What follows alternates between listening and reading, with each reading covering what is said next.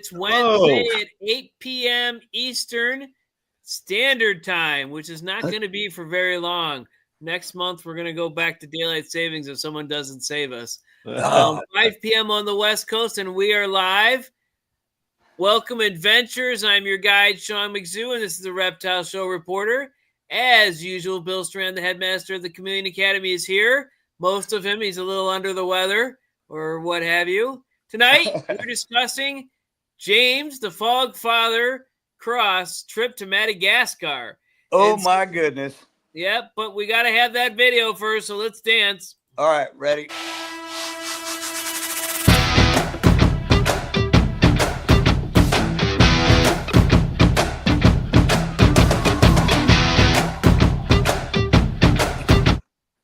All right, let's take this off the stage. Welcome. Wow, we've got 8 comments already. Everybody wants to see James. Oh, God, what did I do now? Hey, Nate. Hey, Mikey. Hey, Marsha Ann. Hey, Two Turtle Tom.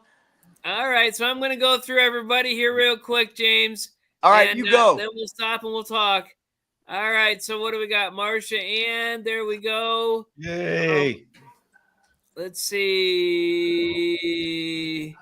There we go, Marsha. Oh, nice. And then we have, the comments are coming too fast. Stephanie Payne. All right, let's find, we got to do the right Stephanie Payne. There we go. All right, and let's see who's next on the list. Nate. All right, Nate, my fellow Ohioan. Let's see, there's Nate. There's Nate. All right, who's next? Mikey Ben. And the Canadians. No, there's no Canadians on this list. I don't know what I did with that, but the Canadians are no longer there. All right, people are dropping off. What's going on here? Who else next? Two Turtle Tom. Two Turtle Tom. All right, Tom and Paige. There we go. Thanks, Mikey. Who else is with us? Anyone? Oh, I don't see anybody else. All right. Okay, let's continue with the normal start of the show. So let's see. Bill? Yes. Any announcements? I would love to give an announcement. Everybody, I am not going to be able to put together a video, so please do not show up Friday morning at 5 a.m. because I am now officially with a cold and I sound stuffed up. I sound horrible, and I won't be able to do a video. So I've got to rest up because I intend to be there on Saturday. The workshop has to happen. So I just have to rest up. And so you keep talking, Bill. Yeah, so James is going to do a lot of talking about how you can't talk and do a video on video. So all right, Mossy Incarnations here. I'm gonna sneak one more in here. Let's see.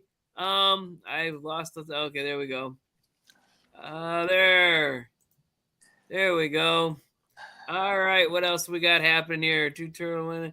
Yes, get with Bill. All right, James, any announcements? Working on some projects, trying to get geared up here to maybe get back with some DIY stuff. And fighting the weather right now. We got some rain and cold right now, and I'm not liking this. It's not fun in the garage when it's cold. Oh. All right. Zev Green Reptiles, is this Chris? I guess, yeah, it is him. It's a weird name there in the name, but all right, we'll put him on. I think this will be the last one we'll do. There we go. Hey. All right. What about me? I can announce that we're going to keep doing the show every Wednesday, but I am not doing podcasts for a little while because my computer died because my daughter poured my Mountain Dew on it and it didn't like it very much. I guess Mountain Dews and computers don't work well together. I let it sit and I kept cleaning it, but this is my wife's computer, so she's been generous enough to share this one with me, but it doesn't have nearly the attributes that my normal computer does. So I don't have any editing software or anything else. I'm sure I can download it, but I just and a lot's going on. So anyways, James. Tom says I didn't realize people could catch a cold in California. We call it a cold. The rest of the country calls it a cool because they're not impressed with anything that we call cold. Unless you're sucking up the air on an airplane and you get COVID. There you go. Jeez. All right. You know, I was so proud of myself. I never got it. And then I freaking go to Madagascar and I get sick when I get home. All right. So that's what your experience is, James? You're just going to tell us how sick you were? No, Good golly. All these No. people show up to listen to you, and you're just going to whine about being sick. The best part about it is I got to take a nice break after my vacation. There you go. Huh? All right. Let's just start off with the pictures here. All Let's right. let's see what we've got here. You sent some over to me, and Bill sent some. I don't have them divided, but there's Bill with the chameleon. Ustaletti. Did I say it right, Bill? There. Yes, an adult male Ustaletti. All of those whatever language tutorials you were giving me on the trip really helped. All right, there's Bill preparing for race. Blue Man Group. Okay, I'm not going to do the grimace thing again. The Blue Man Group is going to retire, I heard. So there you go. He might be in league to do something new, and that's nobody but a female, probably a gravid female, right? That's a gravid female. Yeah. Versifer minor. Versifer minor. There's a male in there too. Oh, there's the orange the eye. most amazing orange eye you ever saw in your life. Oh yeah. Where'd you find this guy? That was at the Polarium Reserve, right, Bill? Yep. Eliza Ann is here. He was just sitting there out in the wild. You could look at him, or did you have to go searching, or what happened? We had help finding him. Yeah, we had and some getting guides, him down. Some guides running around, and they told me they didn't find him that high in the tree. Same thing with the female. But they got walkie-talkies. They send guys out in front of us, and they're looking ahead of us. You have people that are searching for chameleons or other animals for you, and they point them out. Is that what happened, or? Yeah, we get, let me try to. Oh, there I am. You know what I'm going to do? I'm going to switch you and I. So I'm here. My blue face doesn't show up for when I put up the thing. Okay. There we go. Yeah, sometimes that happens. Sometimes we would we'd just be walking along the road and there'd be a brevicorn sitting in a tree. I'm sure Steve Hefner is really, really jealous. He loves them. Yeah, I'll tell you what. And I was very proud to be able to catch all those pictures for him, and the poop. And I mean, what are the chances? The dang thing poops while I'm standing there. Well, I think that chance is 100%. But well, if it was a squirrel, it'd be 100% for Bill. It's just chameleons, 100% for you. I can want my chameleons to poop all day long, and they never will. They wait till I go away, and then they do it. So to have this guy with the humidity, the poop, the pictures, I mean, it was like a perfect storm right there on the side of the road. So Liza Ann is here. Apparently there was no school thing. What was that? Teacher parent meeting. So she decided to grace us with her presence. All right. Hey. Yes, good Turtle Tom. I did find a leech. I think I was the only one to find one. Yes, because did adventure you find it the easy way or the hard way? I was just walking along, running my hands back and forth, and the next thing you know, I felt something on my hand, and it was a little leechy. Yeah, nobody else. The whole it must be something you're breathing out or something like that. If you want a fun collection of stories, you have the right guy on, because everything happened to him. Things that we didn't even conceive of being able to be happened to him. So yeah, you got the right guy. Yeah. Right. Yeah. Let's just I brought back some memories. Let's go through the pictures here and see what else we can find. There's that male. There we go. And who's that there? That would be the Stephanie Kong. And she's we waited till everybody left because we really wanted to pick that guy up. And and we did. That's a female, Christopher. That's the Christopher from over there at the I I can't remember the name of the joint. I'm gonna have to write them all down. All right. She was right out in the sun, boy, and she was in some heavy UVB. It kind of surprised me. I don't know if that's where she was when we came around the corner, but they had her out in the out. She was out in the open. All right. Let's see. Paying too much attention to the chat, nothing to the creatures here. Let's see. This is an example of the forest that Bill sent me. That's odd. None of my cages look like that. Yeah, We're working on it. that is definitely a forest edge. There it is. There's a creature there. I couldn't see it on this picture, but then there's another picture where it's the creature's picked up. Yeah. Your plate is Sakura. Yeah, Sakura. I thought I had it here somewhere. And I'll tell you, that thing, those white patches, it looked like it was shed to me from a distance. But once you got up to it, that's his actual colors. Let's see. No, that's something different. Okay, well, we'll talk about that one next. That's me and the what I like to call the Jimmy Durante chameleon. That was my only find on the whole trip, and I'm very proud of it. It was walking across the road, and I made him stop the bus, and I jumped out and snatched him up and started taking pictures before they made me put it on a stick. There you That go. is a first for bifidus. And the bifidus is you probably took some of those parasites home with you. That's what caused your cold, your weakness. Yeah. You've got chameleon crud. Probably not. Oh, there's me in that orange eye again. I just couldn't believe I was seeing that in the wild. Looks like someone else is holding that guy, right? Yeah, a guy's got it on the other end of that stick. There's me with my backpack, my special pack. There's the snake that Stephanie found. That is not a chameleon. What kind of snake was that? I don't know. Remember the name? Do you, Bill? It's a non-chameleon. I don't know. Yeah, it's a legless chameleon. Legless chameleon.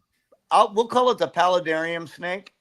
Is that one of the ones that's only that's the boa or python that's only available? No, I think it was the hognose, not the hognose. I don't know.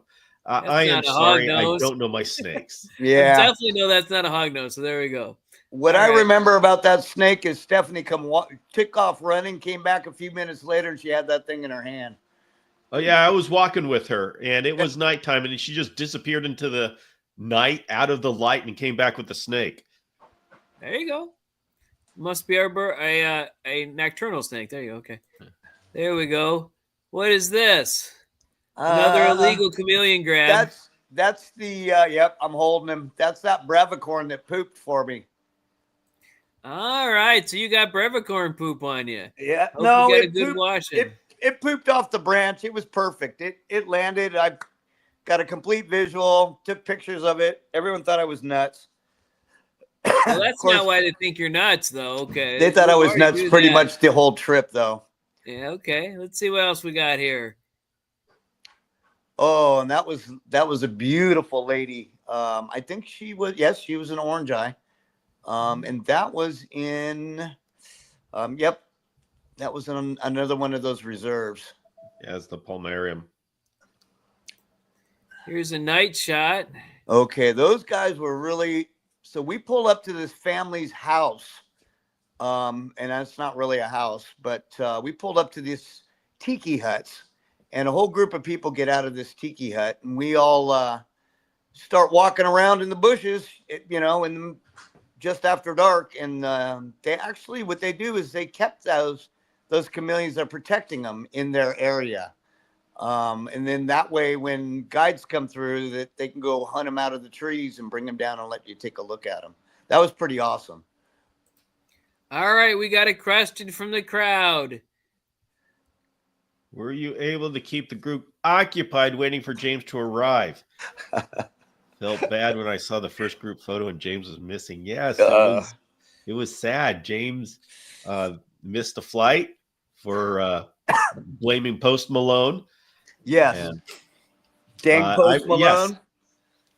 Yeah, Post Malone was in the Salt Lake airport. They held the plane up. They said it was due to weather, but then Post Malone shows up about 10 minutes later, and his whole entourage, and then they put him on the plane in the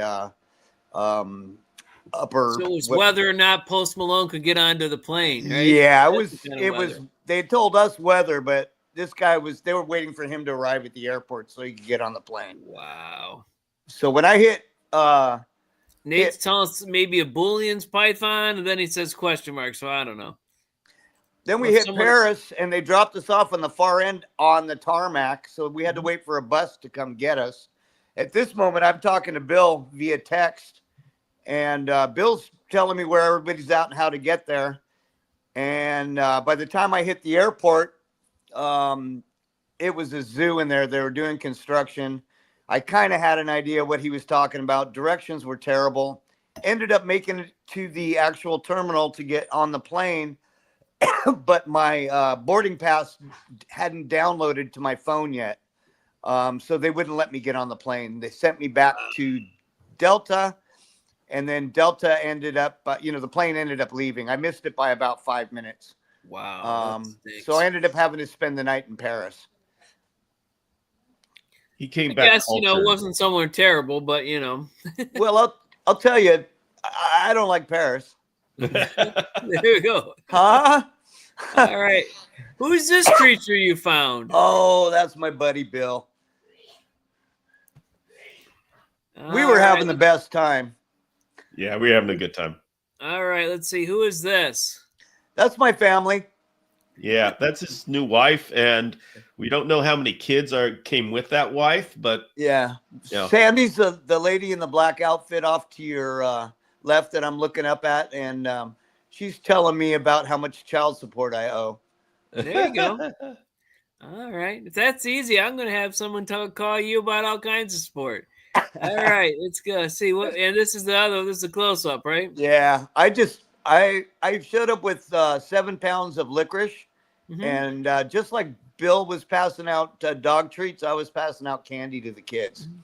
Great. So we both had our little thing, All right, let's see who's this. That would be Mr. I. That's a kind of scary looking creature. It has got to be the creepiest thing on the planet. I swear. I mean, not that I wouldn't own one, because I probably would, because they're so creepy. Huh? They are creepy. All right. So tell us about the trip. I mean, overall, how'd you like the trip? Would you do it again? Oh, my God. Life-changing experience. I'd recommend it to anybody. It was, here I am, just a California boy. I've been out of the state a couple of times, and once to Jamaica and a couple times to Mexico. This was nothing like I'd ever seen before. People living without running water and electricity. I took in so much more than just the animals. Sure, I was there for the chameleons, but the whole experience was, being a carpenter, looking at their houses, seeing what their culture was like. I didn't expect that part. That was not something that was programmed into my head when I was leaving here to go there. All I thought we were going to be doing was traipsing around the jungle looking for animals. And it was so much more than that for me. I'm humbled. I was impressed. Would I want to live there? No way in heck. I wouldn't mind having a vacation home there if I had my own private plane. But other than that, it's very diverse. It's not what you expect. I'm gonna have to say that it was completely different than I expected. So your own private plane and a hotel there in the commitment. Oh no, I could live in the tiki hut. We'd trick it out. You know us. We'd DIY the heck out of that thing. We'd have some solar power and fans and maybe even a TV. Okay. All right. So was the trip tough? The time to get there? How'd you get there? So getting there it was one. Well, it was supposed to be 3 flights. One from Los Angeles to Salt Lake City, Post Malone land, and then one from Salt Lake City to Paris, that's where I was supposed to hook up with everybody, and then from Paris to Madagascar. So When I got LA to doesn't have a Paris, direct flight to Paris? I didn't. No, I had a Okay. direct flight home, but we didn't have one there. I don't think any of us did. No. But then go ahead. Yeah, they don't have the special deals with the direct flights, and I Yeah. don't know why, but I'm gonna next time I'm gonna do it 2 separate flights, one to Paris and one to Madagascar the next day. Yeah, spend a couple extra bucks because you end up spending it anyway. Cost me Yeah. $300 to get my dang luggage delivered. Wow. Yeah, it was pretty heartening. Anyway, Paris, I ended up going the next day. That one took me to Nairobi, and then from Nairobi, I literally barely made that plane. That's where my luggage got lost, and jumped on a Nairobi plane, which Bill knows the stories about that freaking airlines. And it's like the freaking Hyundai of airlines. It was that plane was sketchy. I'm not gonna lie. And then I ended up in the airport at about I think it was midnight, 1 o'clock in the morning. Then I get to meet. Are there stuff open at that time? I mean, you're well, I walked out of the airport and just got bombarded by all kinds of natives, trying to sell me stuff, trying to give me a taxi ride, trying to get, so I was unfamiliar, and it took about 30 minutes for our guide's son to get there to pick me up. So I spent 30 minutes kind of not being sure about what was going on. I'm familiar with downtown LA, so I was a little prepared for that street situation. Anyway, the guy ended up showing up in 20 minutes, but it was kind of weird because I got off the plane. I hadn't slept since that morning, and he drove me through town, took me to some guy. We transferred. I got into a bus, and then it was go find Bill. You know what I mean? Go find the group, and we started down the highway, and I got to watch the sunrise. And that's how I got introduced to Madagascar. So it was kind of neat in a way. I called my driver. What were we calling him? Madagascar. Mario Andretti. Yeah, Mario Andretti of Madagascar. This guy was driving so flipping fast, it was unreal. But he got me to the group. We came around a corner, and he said, "There they are." And I was like, "Wow!" And it took 4.5, 5 hours to get to him. So what's the native language over there? French. French, okay. But they also speak Malagasy. Mm-hmm. So do I know the difference? Nope. Don't have a clue. So you couldn't speak to most people, or how many people spoke English? They know when you come up and you go, "Hello." That was my big thing. I would shake everybody's hand. I went out of my way to be friendly to every person I met. So I was having a blast. Mm-hmm. They weren't expecting it. Crazy white guy from California is coming over here right now with licorice. What the heck is going on? Yeah. All right. So what was the food like? Okay, so I didn't get as venturous as some people did that ended up in the toilet. No, the toilet. Okay, it's not a toilet over there. It's a toilet. Anyway, my food of choice was the meat. I mostly ate zebu, rice. I did not eat any chicken. And I had some pork chops and eggs. And so I just stayed on a meat diet the whole time I was there. So what is zebu? It's a funky looking cow. Okay. It's a little gristly. It's not a USDA. It's not a good steak. It's not a bad steak. It's sustainable. Okay. It's their beast of burden. They use it for everything from driving a cart to town to plowing the field to mowing the grass to dinner. All right. Vivian P is here. Have we seen Vivian P before? I don't think so. Must be a new person. So hello, Vivian. All right. Thanks for joining. All right. So that we went with food. What about drink? I'm going to get you a zebu. I could have one here. You what? I could have one at my house. A zebu. Can you imagine? My neighbors would be tripping. All right, let me see if I can.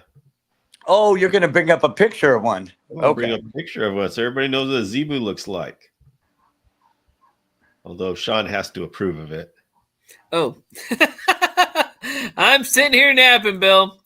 There we go. That's a zebu. That is a zebu. That looks like a cow. See that big hump on their back, though? That's a pretty big hump. That's where. So it's a water buffalo kind of in a way. Cow. Okay, that's what. Okay, zebu is a camel cow. Okay, right? DIY zebu guy. Okay, all right, there we go. Yeah, they don't. It's kind of weird how they how that animal is used. It really kind of here. Let me send this. Is that the one? Yeah. Let me send you this picture, Sean.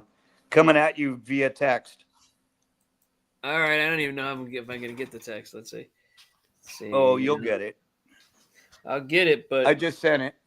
Oh, James, if you send it to me, I can pull it up. Okay. Bill's much better at that stuff than I am. I don't know why. It's going to. That's why. Video. Yeah, it's cool. You're gonna love it. You bringing it up, Bill, or should I try to do it?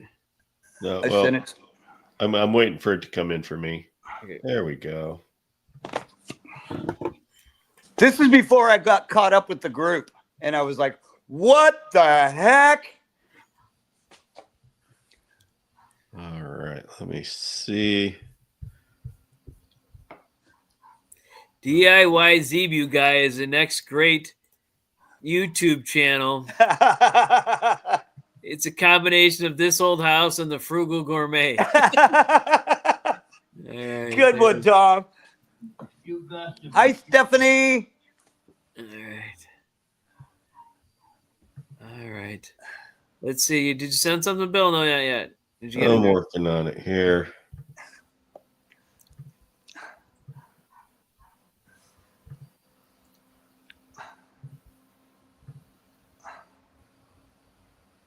All right. If you bring that up, I should be able to hit play.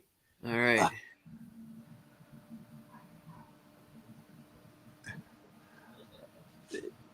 That's after the sun came up. I was like, "What the heck?" Here's this guy going down there. That is my foot. Those are my special shoes. All right. I had to hang out the window to take a picture of that guy. I couldn't believe what I was seeing. I think I need to go grab my dog who's outside, I think, and maybe Jen's incapacitated. So keep talking. I'll be right back. All right. See you when you get back. Huh? Well, James, as this is the first time you've really taken an international trip. Mm-hmm. So for the people who haven't done this before and are thinking, can I go to Madagascar? What is it like? What would you tell them as far as preparing for it and how hard it is to do?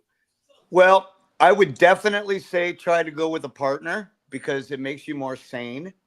Learn your airport ahead of time. I did do some looking at the airports, but I think if I would have looked at the gates and where I had to go and what I had to do ahead of time, I think I would have been a little bit better prepared. I kind of expected to walk into Paris airport and see everybody standing there waiting for me. And that wasn't the case. So I think outside of that, make sure you have an app that translates for you. I finally set it up after I needed it. So that's a really good thing to have. Your phone is, your phone is your ticket. Do not, and I'm going to say this 1,000 times, do not use the app to get on your planes. Get the physical pass, because without that thing, nobody knows what you're talking about. And if it doesn't download, like what happened to me, you don't have any internet while you're flying. So the minute you land in the airport, everything starts downloading. But if you got a bunch of stuff that's downloading, your app may not download quick enough to get you on the next plane. So if you have a physical ticket, you don't have any problems. And you can just go, where the heck is this? And hold the ticket up and show it to them. So I think that's the key thing that I learned from this. And then Paris sucks. All right. So, airports aside, the country. Once you get to the country, how was your experience? What would you say to somebody, assuming they actually get to the country? And I would say take it in. It's not that scary. Most people are really friendly. There was a couple of times where the guides came out and said, no, don't do that. Get over here, get over here. So they took really, really good care of us. Like when I fell off the cliff, Bill. Yeah, there was that. Make sure you're paying attention to the trail. That's something I would tell somebody. Trails get small and the hills are steep, and especially you're walking around in the dark. Now, when he said cliff, he doesn't really mean cliff. He just means he took a little tumble. Yeah, I turned around on a small spot on the trail, and when I turned around to look behind me, I stepped back just 1 foot too far, and I went ass over tea kettle down the mountain. Luckily, I was on my back, but out of nowhere, 2 guys picked me up. I didn't even have to do anything. I just kind of relaxed. 2 guys literally picked me up and carried me back up the hill and put me back on the trail. Stood them back up. I mean, it was Did really you climb bizarre. any trees? Huh? Did you climb any trees? We paid a guy to do that. I didn't have to. All right. I thought about it a bunch of times, but every time I was starting to think about going up after, like when we saw the female Parsons, and it's like, I'm going up that tree to get it. And out of nowhere, there was a dude with no shoes on and a stick, and he was up the tree and got it before I even had a chance to. So, okay. So we talked about the food. We talked about the what were you drinking? Most of the time, I drank Royal Cola. Man, watch out for the coffee there. World Cola. World Cola. World Cola. Most of the time I drank the cola. I had a coffee. little. Yeah, the coffee was my first experience with the coffee is, I'm used to having 4 or 5 cups a day. You don't want to do that. You want to have 1 or 2 because I'll tell you what, that stuff is got more caffeine in it than I don't even want to say. They got good coffee there. Yeah, the coffee is excellent. You just put 2 or 3 scoops of sugar in there to knock the bitterness off the top of it. And I never used creamer the whole time. And then I drank some of the fruit juices, but I only drank that stuff in the hotels, the high-end hotels. I did not drink any of it outside of the hotels. And then I had a couple of iced teas from the liquor store. Yes, so, they had Arizona iced tea there. Wow. Okay. So does the housing? I know you talked about teepees and whatever you camped in. Were the I great think hotels? I told all those stories to my wife so that she didn't really want to go. I told her that you had to poop in a hole in the ground, and I said that we'll be staying in tents and on top of mountains with bugs and mosquitoes and stuff. But really, we stayed in a bunch of high-end hotels. It was. They were just awesome. I don't think there was one hotel I had a problem with. The only issue is power goes on and off. A lot of these hotels will shut the power off at 11 o'clock at night and don't turn it back on until 6. So those kind of things you kind of got to prepare for. Internet is spotty. I wanted to do so much more going live and sending stuff. And I was able to get stuff out every day, but I wasn't really able to get on live. Bill had a knack for finding that little window of Wi-Fi, so he was able to get us on live a couple of times. But I planned on going on every day. I know, so did I. And they're just the internet was a lot worse this time than it was the first time I went. So you can't count on that, Yeah. Make sure you're powering up every chance you get. You know what I brought? I have it sitting right here. Look at this thing, Sean. Yeah. Can you see that? That's a dude of a power block. Okay, that's a power block right there. This thing saved my life.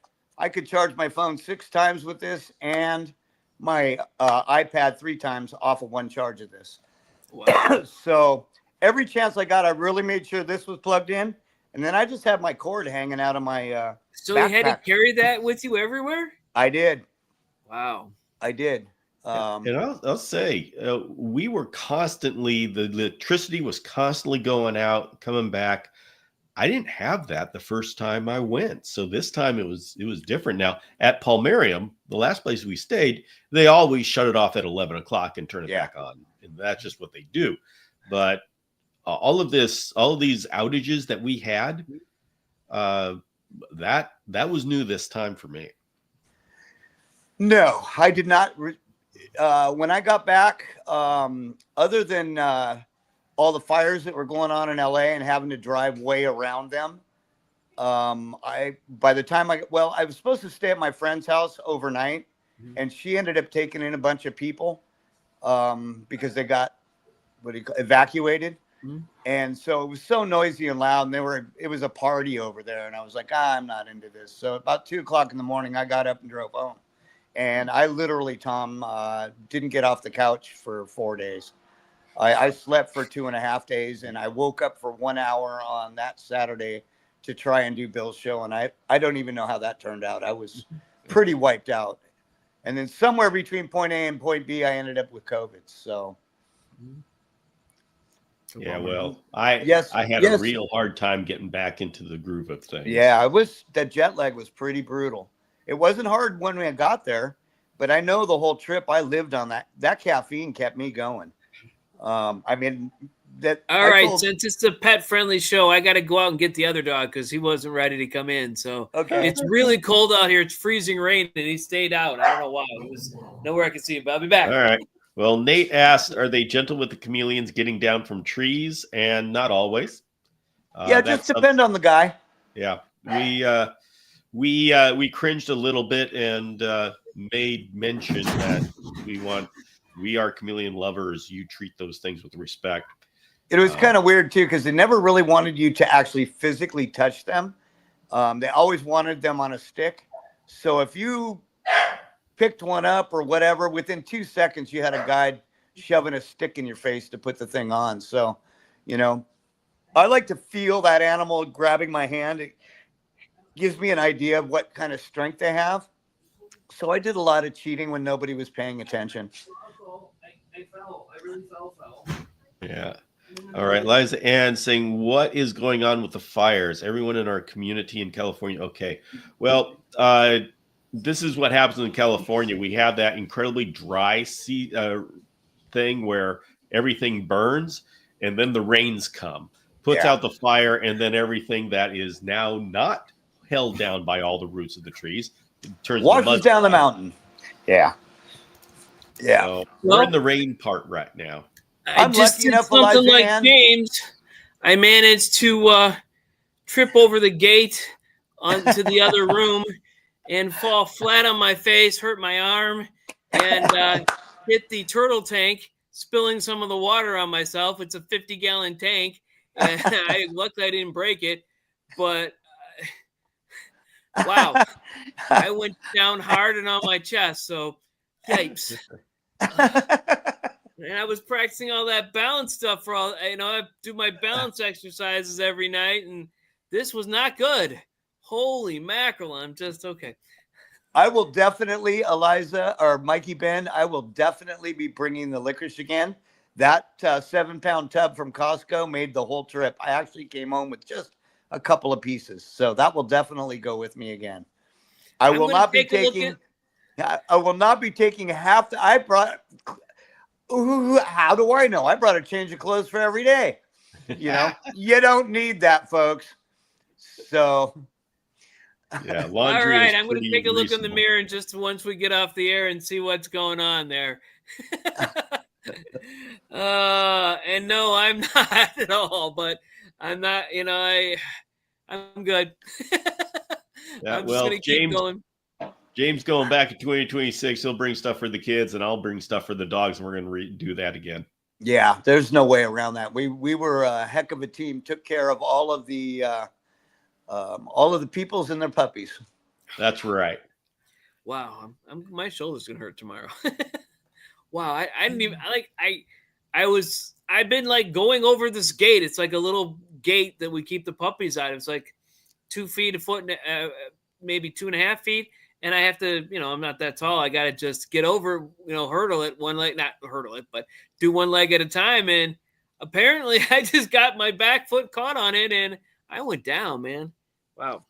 I broke Turtle Tom says same itinerary for 2026.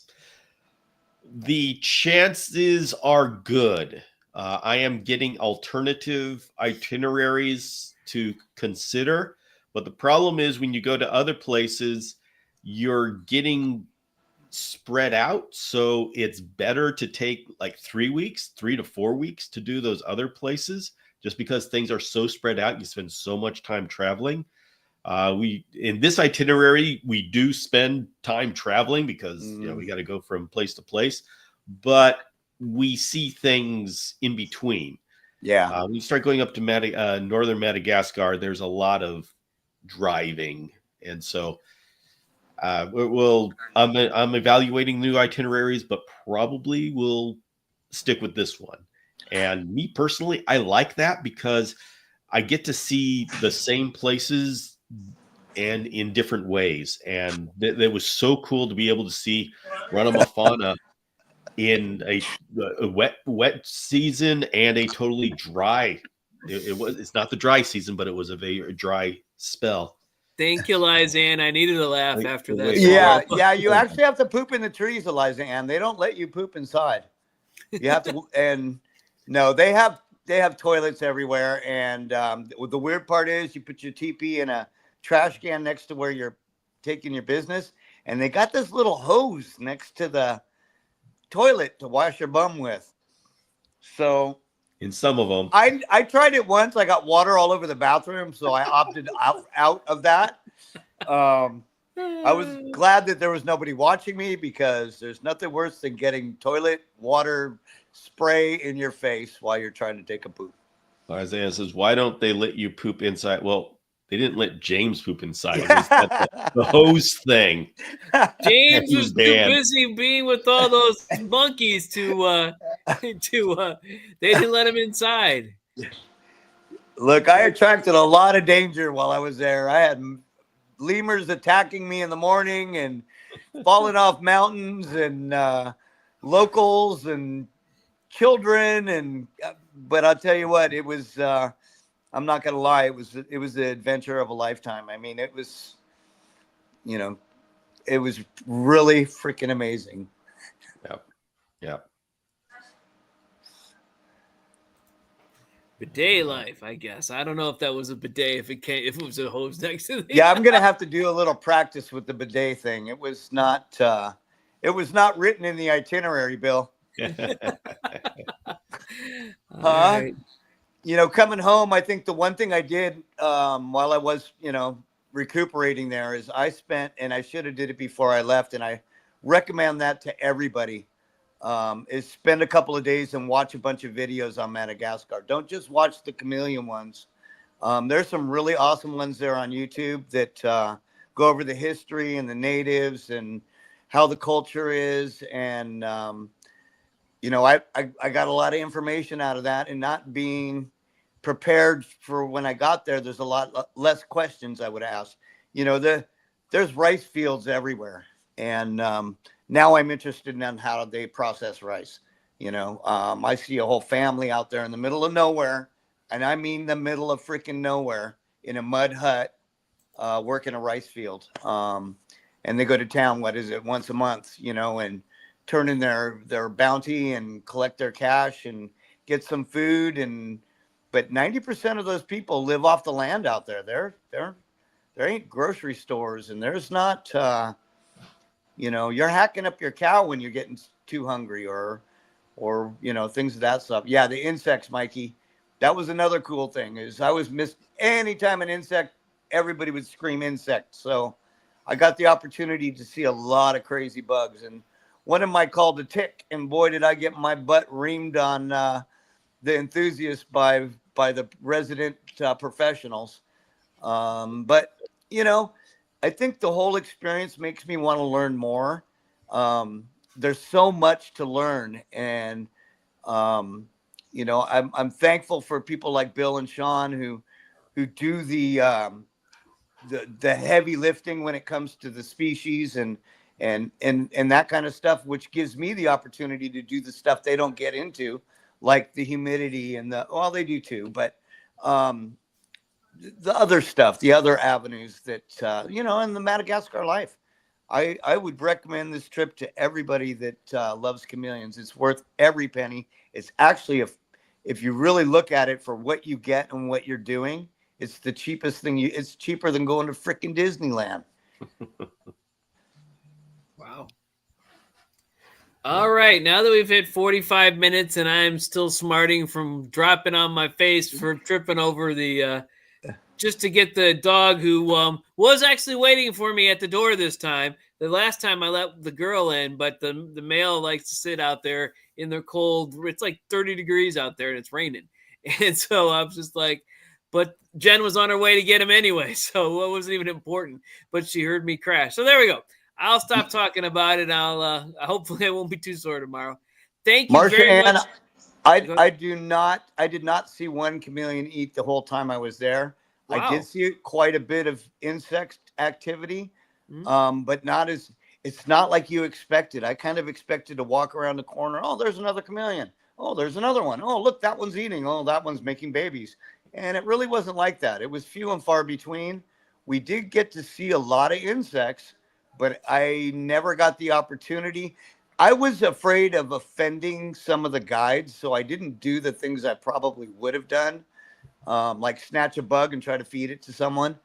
And it's also, they have a culture there that revolves around those animals. So there's a whole history, like the and the chameleons themselves. There's a whole culture behind that. It's like they have 2-story houses, Sean. This is a trippy part. They build the first story for their dead relatives.